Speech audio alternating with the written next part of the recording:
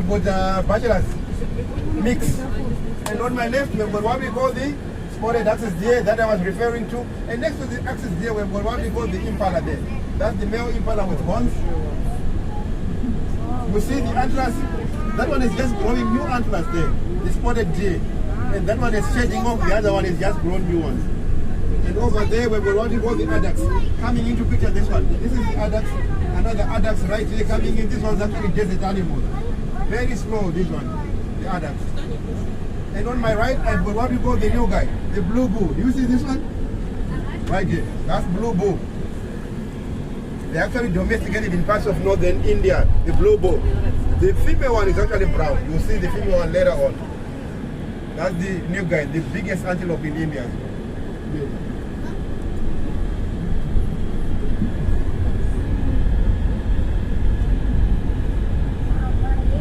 And the head ahead of us, these animals ahead of us, we call them the Arabian oryx. The Arabian oryx are also desert animals. They're actually the national animal of United Arab Emirates. UAE, this is the national animal of UAE, also of Oman, Jordan, Qatar, like that. That's the Arabian oryx. They are also desert animals. They can survive for periods of long periods of time, years, without taking any drinking water. In front of us, just that one doing his business, that one is the springbok. Springbok. The national animal of a country called South Africa. So there I've got more of the kudus, greater kudu. You see the blackback there, with horns like this. That one. That's the blackback, the male blackback. Fastest antelope in Kenya. 80 kilometers. And the animal with curly horns going backwards like this on the feeding floor. This one. With long, curly, sharp horns. That one. We call it the sable antelope. That one is called the sable antelope. And close to the sable antelope, we've got here, of course, new guys there as well. Those other two are new guys. That one with the sharp horns is called the sable antelope. That is a national animal of a country called Zimbabwe. The sable antelope.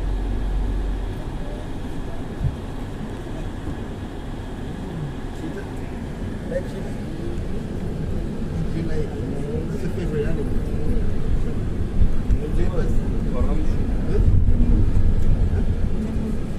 What is that one? Lema. Oh, lemas. You like lemurs. Why lemurs? You want to play with lemurs?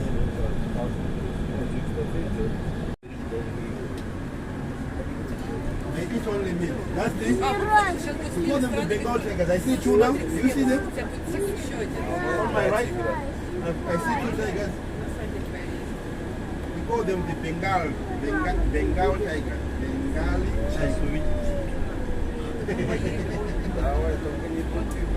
Bengal. Another one there?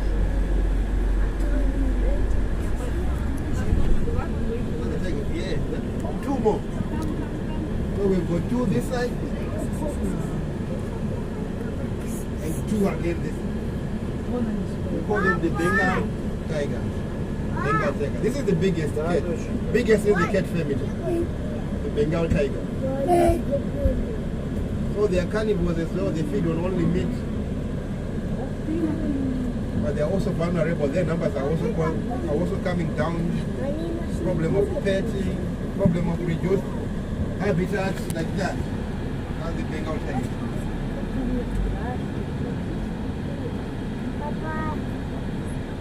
See how big it is?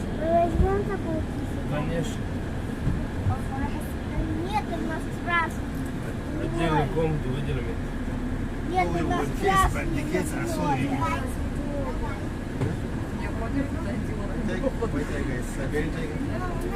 one is Bengal. Это было зверство, невероятного дела представляете.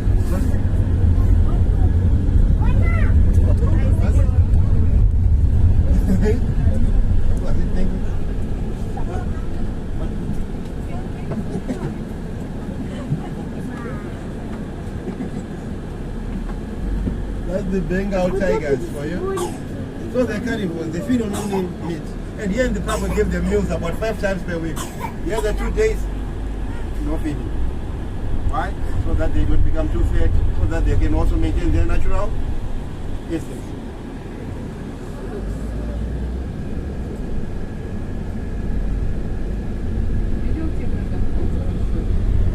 Big of the bus.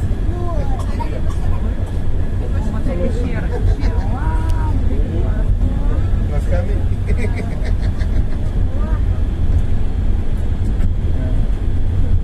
They know you now. They want you.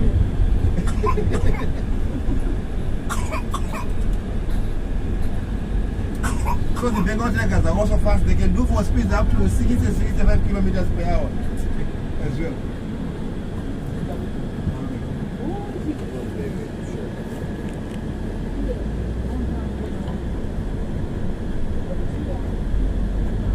So they are also very good swimmers. The time you see them in the pool, they're just taking a swim.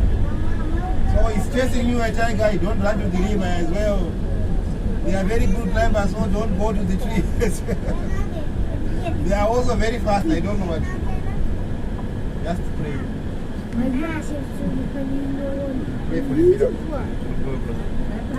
So in terms of hunting success, the tiger has got a successful hunting rate of about 10% only, and the lion has got a successful hunting rate of about 30% success. Now we see the animal with a successful hunting rate of about 80 to 90%. Any guesses? Any other guesses? Let's see if you are correct. Some dogs. You see them sleeping there? Yes, we call them the African wild dogs. These ones are very aggressive. They cannot be domesticated. They are the champions. 80 to 90% success at hunting. The reason being that they hunt as a pack. They come as a team. So they kind of like assign each other tasks. You go on the left, I go on the right. And then they attack like that. And they do not actually give up fast. They keep coming until they catch their prey. And when they do catch their prey, they do not wait for the prey to die off. They start feeding on the prey while the prey is still alive. Kicking and screaming and bleeding. They are already eating. As a prank. Yeah. They don't wait for the kill to die. It's called the African wild dogs. Very aggressive. These ones you can't take one home as a pet. They cannot be domesticated. Otherwise you come back home.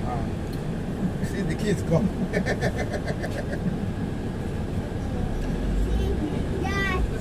So at times they are called the Cape hunting dogs. The Cape hunting.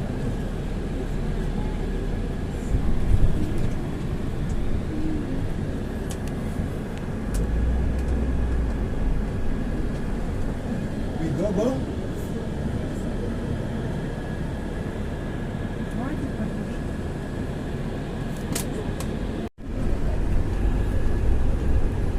Big Kelly was over there. Some call them the mountain goats. Over there. The one with the big Kelly horns, that one is the male one, and the one with the smaller horns, that's the male. They are also herbivores. They feed on only grass, twigs, leaves, like that. They are always there in the mountainous areas. They can also survive for long periods of time without taking any water. They can survive the harsh heat. More than the Nubian, I think.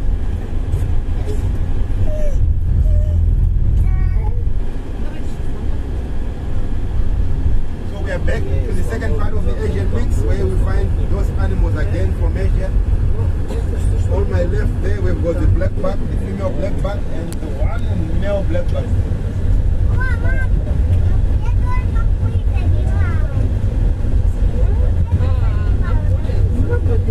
I also see a new guy crossing the road there. That's the female new guy. I've got more new guys right actually in the middle of it, right there by the road. And over there, across the river there, I've got those animals, the black ones. We call them the water buffalo. Water buffalo. These ones are not aggressive, very friendly. They can be domesticated. That's the national animal of a country called Philippines. Philippines. And here we've got some new guys. So water buffalo have got sensitive skin, and most of the time you find it in the water there, just taking a swim. And here we've got new guy, blue goat, the blue cow.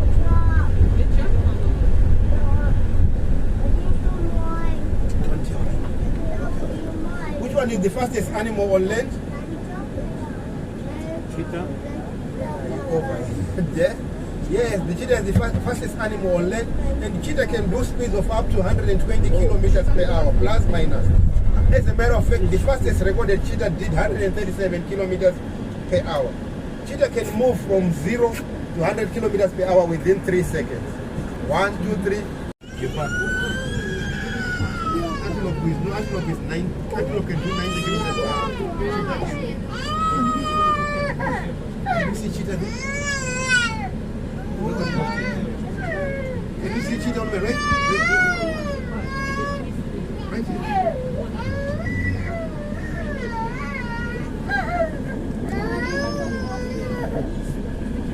That's cheetah for you.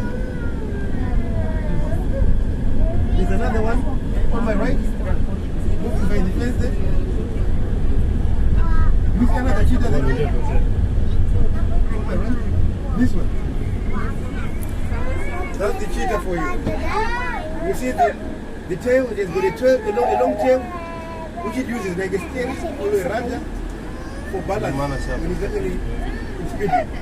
Long legs for speeding. These ones have got what we call solid jaws. Unlike the leopard, that they have got what we call rose-like structure. These ones have got solid jaws. Another one there.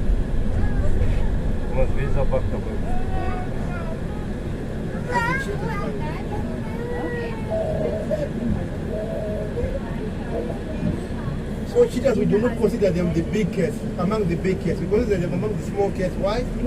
Because they do not roar. Lions roar, tigers roar. But cheetahs do not roar, they actually mew, like the small cats. Mew, small cats. I wish I could mew like this. I can only roar. So that is cheetahs for you. I hope you guys enjoyed the trip because all good things do come to an end, and we have come to the end of the safari journey by bus. Did you guys enjoy this trip? Thank you very much. I'm sure you visit again next time with more friends and more relatives as well, so that we can continue to see what the park has to offer in terms of animal and nature. Thank you very much. So for those who are able, you can still come here and continue to see the cheetahs. For those who have not visited the African village, please do so. There's a lot of animals in the African village, including a reptile house, including an aviary there in the African village. And we can also go to the Asian village as well. We've got some animals in the Asian village, yes, like the kasarawa, like the moon bear, other animals as well in the Asian village as well. And you can also watch the show that I was talking about. We call it the Birds of Prey show. Birds of Prey show, there's a Birds of Prey square right here in the Explorer village. So you can also go there and also enjoy the show, the last show of the day. And at 4 p.m. we still have more giraffe feeding. Is it 4 already? 4 p.m. we still have giraffe feeding for those who have been managed to do giraffe feeding. And when you are going out, we still have got what we call the kids farm, where you see animals from the farm. We call it the kids farm, farm animals. So you can also go there and also do the pony ride there for the kids like. So thanks very much. And when you get back home, you are relaxed, you are chilled. Don't forget to give Dubai Safari Park a thumbs up, please. When you get back home, you are relaxed. Don't forget to give Dubai Safari Park a thumbs up on our social media handles. We are there. Just hashtag Dubai Safari when you see us. So the bus is gonna stop there. We are going to go down and make sure we collect everything that belongs to us. Bags, phones, kids, everything, please. Thank you very much. Enjoy the rest of your day.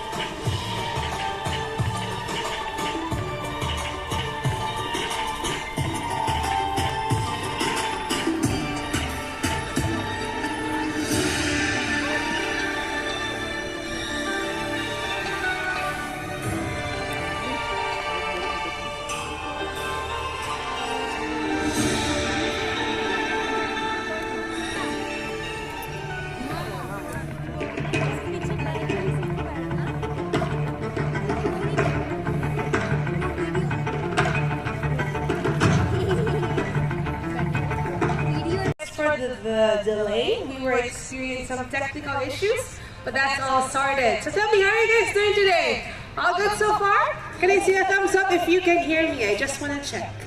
All right, thank you. Welcome to Dubai Safari Park and welcome here to the Birds of Prey show. My name is Cash and I will be your presenter for today. So you know what guys, in a minute, birds will be flying all over the area. And we want everyone to have an amazing experience learning about raptors. But in order for us to do that, we have some important safety reminders that we would like all of you to follow. First, please do not raise your hands up or make any unnecessary noises like whistling or trying to call the bird's attention. Second, always remain seated all throughout the show. And to our parents and guardians, please make sure that all our children are seated next to us all throughout the show. You see this line over here? Please do not cross that line. That is for your safety and for the animal's safety as well. Lastly, if the birds happen to fly really near you or land beside you, please do not attempt to touch any of the birds. We'll have the trainer get the birds and then we'll move on to the next segment. Can we all agree on these? Are you guys ready? Yes. Okay, let's begin. What better way to start the show than to welcome one of the birds that is very common in Europe. Let's welcome the lesser spotted eagle.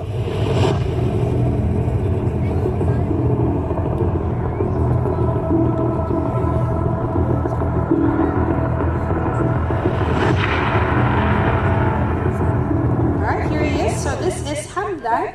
And again, Hamdan is called a lesser spotted eagle. You know what? He is a medium-sized eagle, meaning he may not be as big as the eagles that you will see later on. But you know what? His hunting skills and character still make him a true eagle, even if he is quite small. Now, these birds are strong and fearless, and they value their freedom the most. Now, like what I mentioned, they are found in many countries in Europe. But you know what? It's actually becoming more and more difficult to spot or see them in the wild because they are actually suffering from a lot of threats, whether it be natural threats or worse, human-induced threats.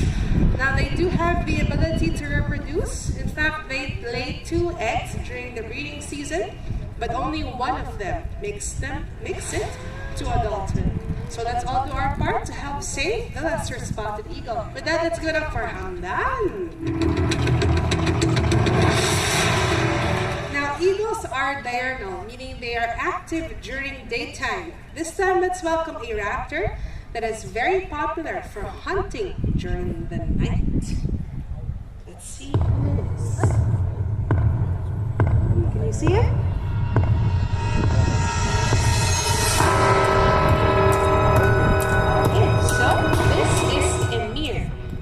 Emir is called a barn owl. Let's move closer. Now, can you take a look at Emir? And can you take a guess why they are called barn owls? Well, you know what? These guys are actually known to make their nests indoors, inside abandoned shelters, houses, and of course, barns. Hence the name barn owl. Now, why do you think so? Why do they prefer to make their nests inside? Well, can you see? Emir is color what? He's color what? Exactly, he's color white. So imagine if he makes his nest up in the trees that are color green, then of course, because of their color, they're very much exposed or seen by other predators. That's why making their nest inside will help keep the barn owls safe. Okay, come on over here and here. Alright, now owls have this very common feature for all owls in general. Now let's talk more about that, but let's call on another species of owls. Whenever you're ready, Butch, let's go.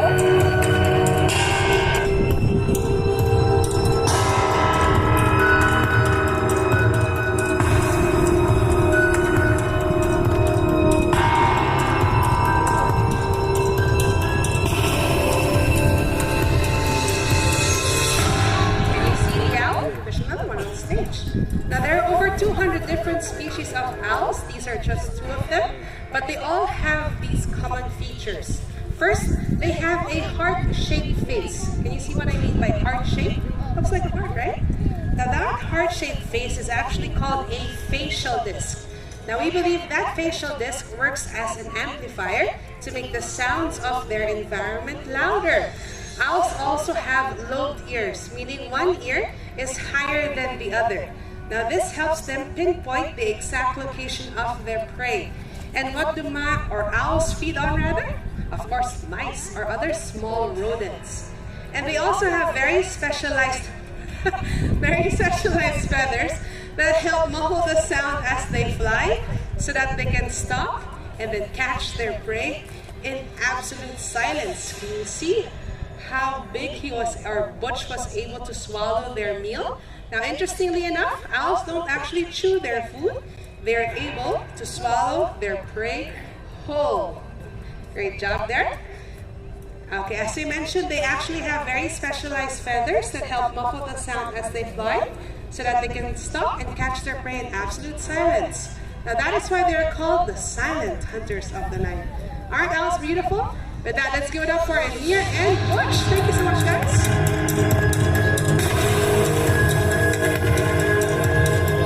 Alright, next up, so again, owls are hunters of the night. This time, let's go to raptors who hunt during daytime. These guys are very popular. In fact, they are the national symbol of the United States of America. Any idea who? Exactly, the bald eagle. Let's go out there.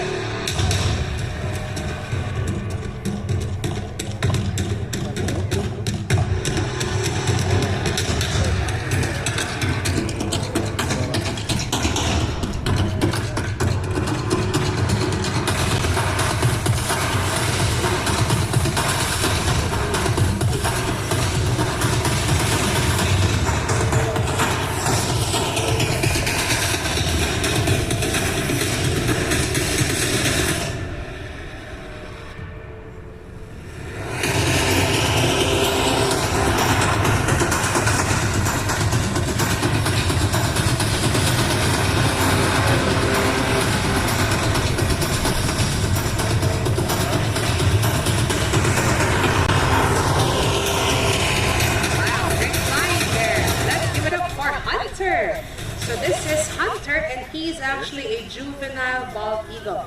How can you tell whether a bald eagle is young or old? Well, one way to look is through their head and tail feathers. Can you see? Hunter still has a little bit of brown feathers. That's called Hunter's older brother. Let's go, Baldo.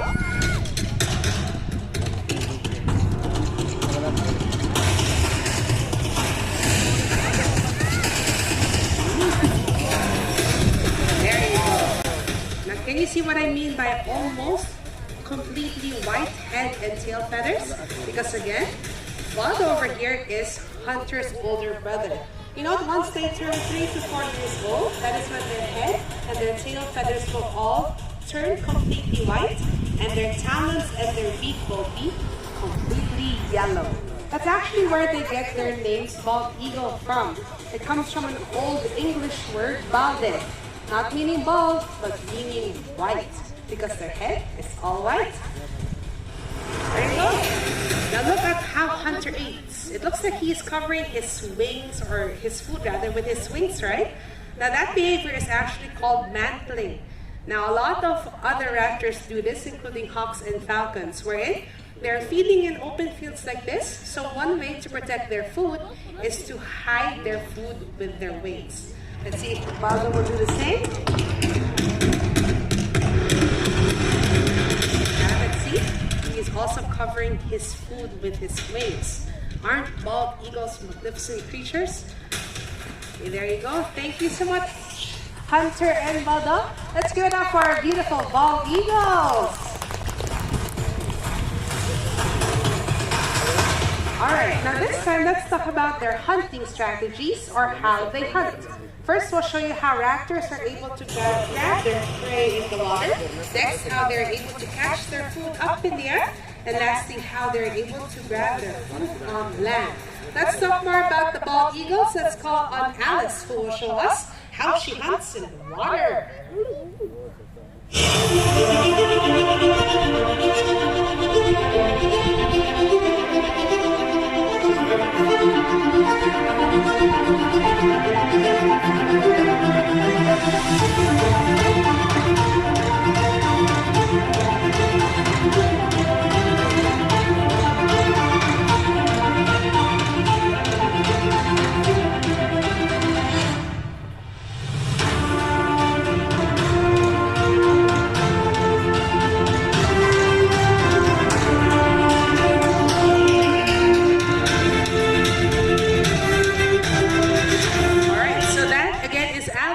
she is a female bald eagle. Did you guys know that bald eagles are called sea eagles? Because they hunt for fish. And when they hunt, it looks a little something like this.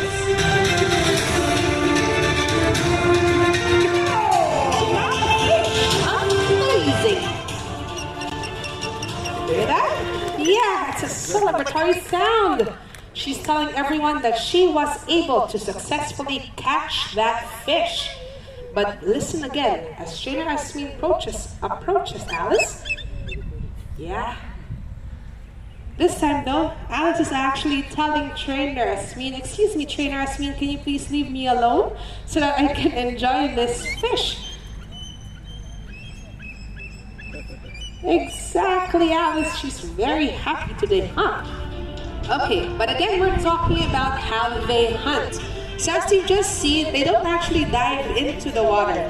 What they will actually do is, in the wild, you will see them perch high up on the trees and then wait for the fish to come up really near the surface of the water. And once the fish is close enough, then that is when they will take their opportunity to fly really close to the fish and then grab the fish with their very powerful talons and then carry it away. Just like what Alice has done. Let's give it up for Alice. So we're done with the water. This time let's show you guys how they're able to grab their prey up in the air. Now this is going to be done by the national bird of the United Arab Emirates. This is the falcon.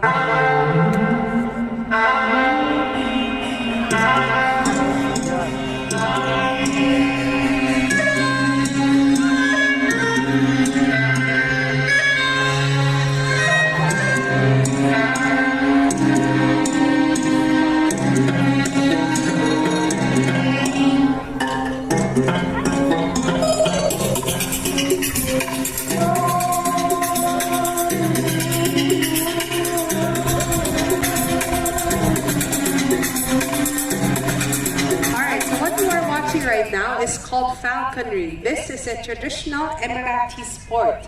Now what you can see here, trainer Nang will keep twirling around and around. That is what you call a lure, which is very important in falconry because that lure represents food. There you go! The falcon was able to get the lure. As I was saying, this is a perfect example of how falcons actually hunt. Because in the wild, they will not need to go down to the ground to get their food. What they will actually do is fly on top of a flock or group of birds. And once the falcon has spotted its prey, that's when it goes into a dive or a stoop, grabbing their prey from the back. Now when they go into this dive, that's when the falcons are their fastest, reaching speeds of up to 390 kilometers per hour. Specifically for the peregrine falcon, they are the fastest flying bird in the world. This one over here is a gyr falcon, but as you can see, his hunting skills is equally magnificent. And that is good. One more time for a gyr falcon. Thank you so much, guys. Alright, so we are done with the water. We're also done with the air. This time, let's show you guys how powerful their talons are.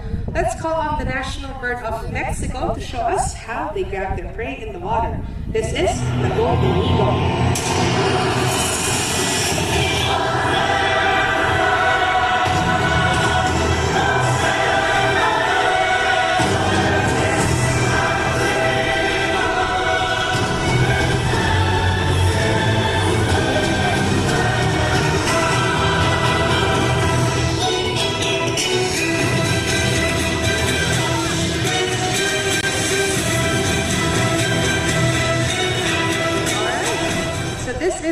And he is an adult male golden eagle. Now he was able to grab onto that lure. Did you guys know that in the wild, golden eagles are actually able to take down a fully grown adult deer? Now how is that possible? Well, because their body is adapted to doing so. They have very broad and strong wings that they can actually use to carry 15 kilograms or nearly double than their own body weight. Their beaks are very sharp that they can easily cut the flesh off the bone of their prey. And lastly, they have very strong talons that they use that they can easily crush the skull of their prey. Imagine that, that's very strong.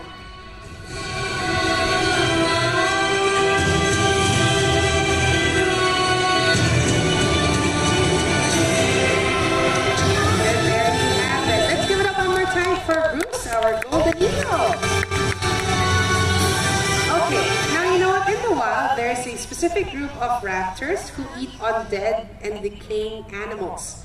These guys are called vultures. Let's welcome our griffin vultures. Come on out here, guys.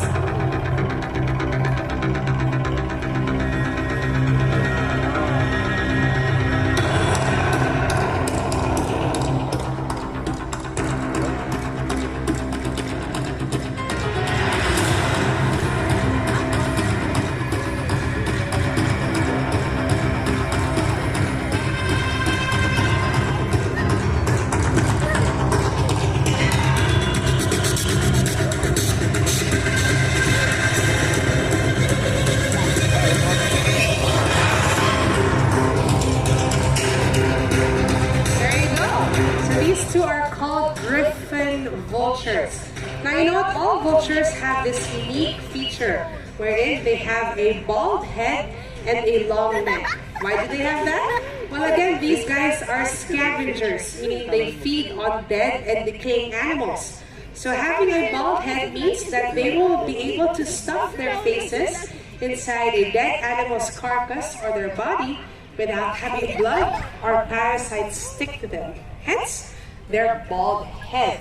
Now they also have a long neck, means that they can easily regulate their body temperature if in case it gets too hot or too cold. So you know what, guys, even if they have the reputation of being bald, ugly and filthy scavengers, the truth is they actually help our world make our world a much cleaner place, and they must be appreciated for doing so.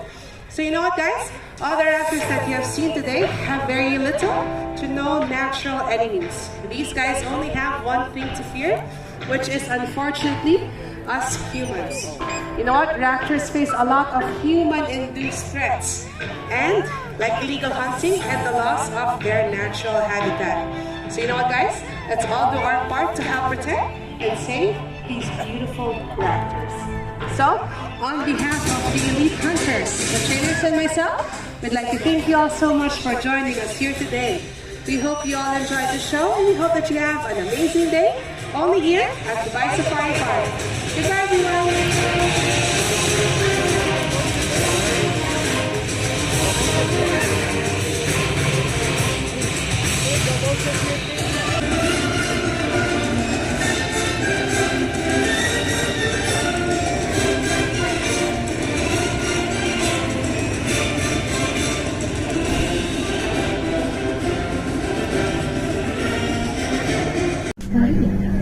لدينا مجموعة تشكيلية متنوعة من الألعاب والهوايات الخارجية شارك تجاربكم من خلال حساباتنا على مواقع التواصل الاجتماعي #DubaiSafari Park. عند نزول من التطبيق تأكد من ترتيب مقتنياتك الشخصية معك. انتبه للخطر. الرغبة في البناء في درس أفريقية يمكنك البقاء جالسا وتحقق شكرا جزيلا على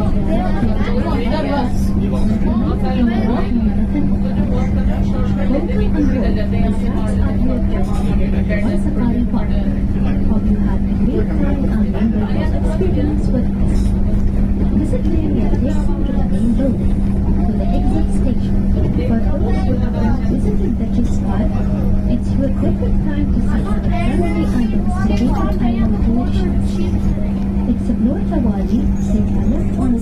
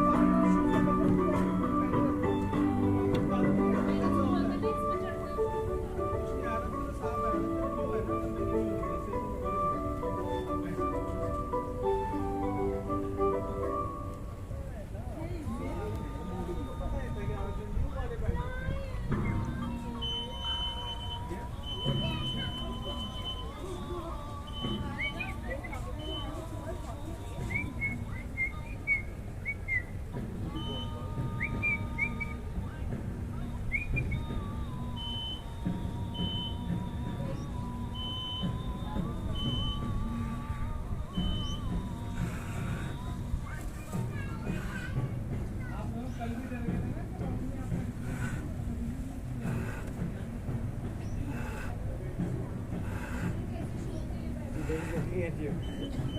Beautiful. What are you doing, is it?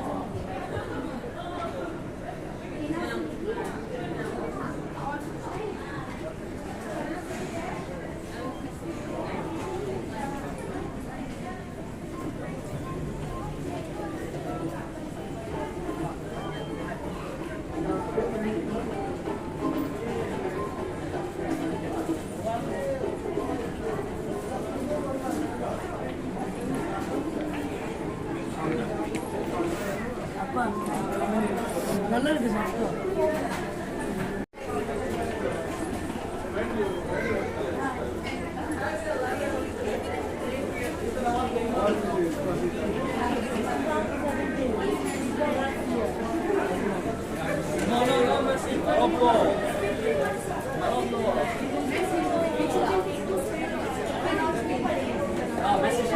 Messi or Morocco? Messi or Morocco?